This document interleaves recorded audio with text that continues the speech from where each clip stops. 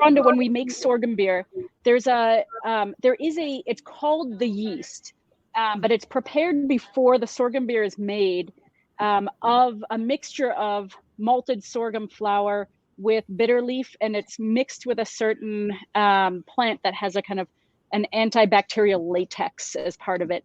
Then that is boiled down in a clay pot until it's a hardened substance that then later on is removed. And so when the sorghum beer is brewed, on the day for the event or the day before the event, they'll take a cupful of that pre-made yeast and put it in.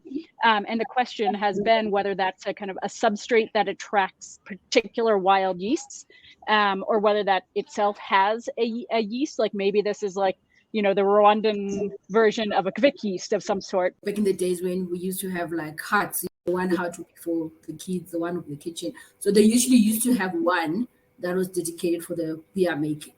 So that would be a place where whenever there's beer being made, it will be brewed in that room. And obviously we use our modern knowledge and modern proper understanding.